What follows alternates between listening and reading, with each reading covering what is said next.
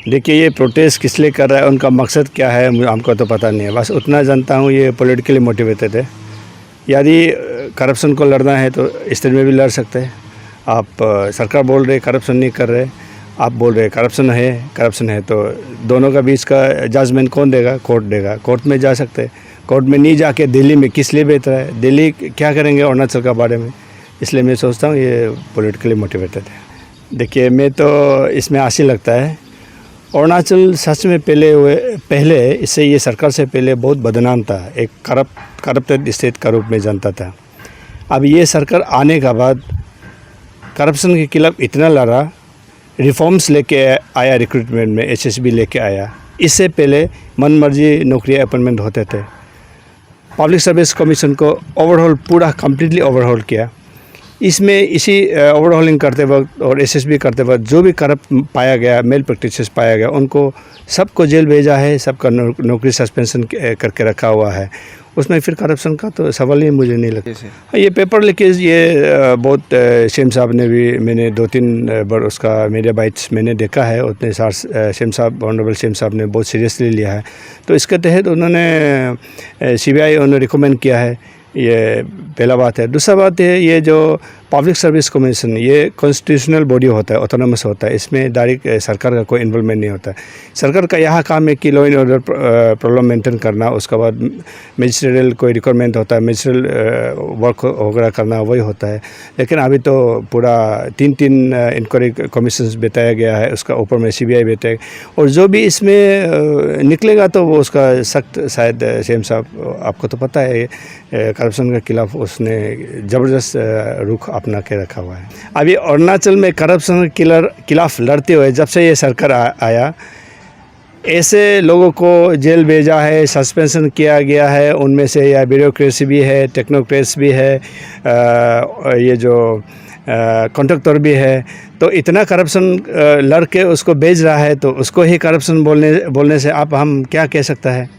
तो पिछले 50 साल 70 साल से जो अपना एलजी से मतलब एडवांस लैंडिंग ग्राउंड, जैसे तेजू हो गया, पासीघाट हो गया, आनिनी हो गया, अभी जीरो का शुरू कर रहा है। ऐसे 50 साल से ऐसे डिफंग पड़ा हुआ था।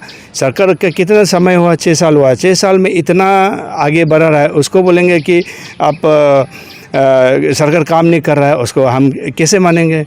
पिछले काफ़ी सालों से जो ग्रीनफील्ड एयरपोर्ट 2005 का बात है, जो मैं उसमें कमेटी में मेंबर भी था जब इसका फाउंडेशन लेइंग सेरेमनी हुआ था 2005 में।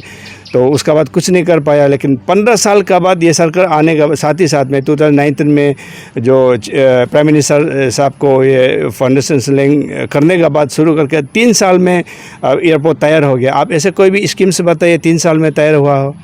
उससे पहले आप सिविल सेक्रेटरी देखिए, 2009-10 का दौरान किसने शुरू किया था? दोरजी कंडू साहब ने। उसको कंप्लीशन नहीं कर पाया, ये अभी उसका बेटा पेमा कंडू साहब ने आके कंप्लीशन कर दिया। तो ऐसे करके एक ही कन्वेंशन सेंटर है अरुणाचल में, ईटानगर में, दोरजी कंडू कन्वेंशन सेंटर, वो भी ऐसे पड़ा हुआ था, उसको भी काम किया। अभी जैसे तवांग में आप जाएंगे कि सेलातोप में एक टनल बना हुआ है, वो ऐसे काम किया। अभी उसका बाद आप बोलेंगे कि स्टेट काम नहीं कर रहा है, तो उसमें हम क्या कह सकते हैं? इसलिए उनका जो मकसद मुझे समझ में नहीं आया, जो बोल रहे हैं अरुणाचल काम नहीं कर रहे हैं। अरुणाचल में देखिए, आप लोगों को सबको पता है कि नहीं मुझे पता नहीं है। पिछले कोविड मैनेजमेंट में 2020 में जब से कोविड आया, अरुणाचल को best performing best Covid management state का रूप में डिक्लेयर किया गया। आप सबको पता है। उसके बाद इंडिया टुडे कॉन्क्लेव में भी इंडिया को बेस्ट परफॉर्मिंग स्टेट डिक्लेयर किया गया।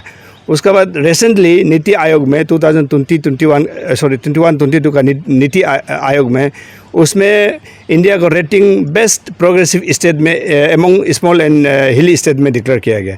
इसका साथ आप लोग सब लोग बोल रहे हैं, ये चंद लोग बोल रहे थे अरुणाचल में आगे नहीं बढ़ रहा। अरे राजनीति खेलना है तो ज़मीन में उतर के एक नेता बन के खेलिए।